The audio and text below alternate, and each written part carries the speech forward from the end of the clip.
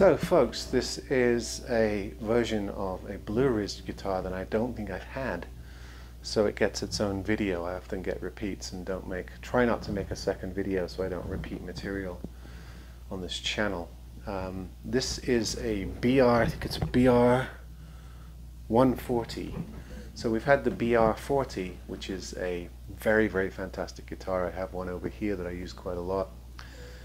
And that is with the solid spruce top and the laminate back and sides. This is the historic series, so it's the 140. It's one step up in production because you get the you know, the sort of old style yellowed lacquer finished spruce top.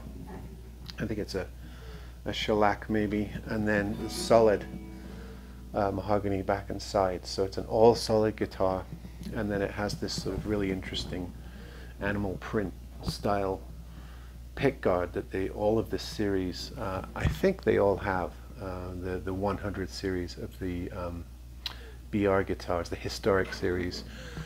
Other than that, the other difference is the more ornate headstock. You remember the BR40 and the 43, which is the 000 or OM version of it, have just Blueridge and a simple design. This has a much more ornate sort of design. So this is a slightly higher production guitar. Really nice butterbean tuners with the open gears there. And these are just fabulous guitars. I love Blueridge guitars. I'm a big fan.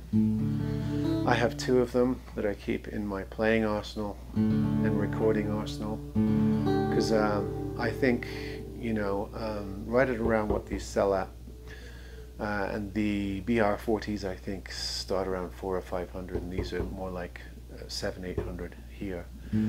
I think in that price range, I think these are some of the best acoustic guitars on the market. That's how strongly I feel about Blueridge guitars.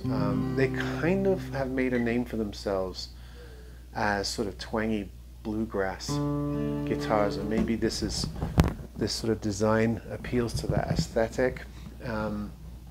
And so they sort of get typecast for certain types of music, maybe country and bluegrass, but I find that they make really excellent fingerstyle guitarists in other sort of genres of guitar. I mean, I think Michael Hedges and all the great fingerstyle, Leo Kottke and all the great fingerstyle guitar players, Andy McKee, you could give them one of these Blueridges and I think they would be at home on it. I just think they are really good, vibrant sonic machines with a lot of depth, a lot of nice bass quality on these guitars, and good precision in the highs and mids as well. Yeah, I mean, there's not much more to say. It's got sort of that forward X bracing, a bit of a pre-war aesthetic. I know that they copy Martin dimensions on all of their shapes. They stay true to those dimensions. So they are, you know, not copies, but homage guitars in some way. And of course, it's very Martin-esque in the way it looks. I really love the way they flute the headstock. I love the carve on this particular part of the guitar here on all the Blueridge guitars. It's really well done. They always use really good deep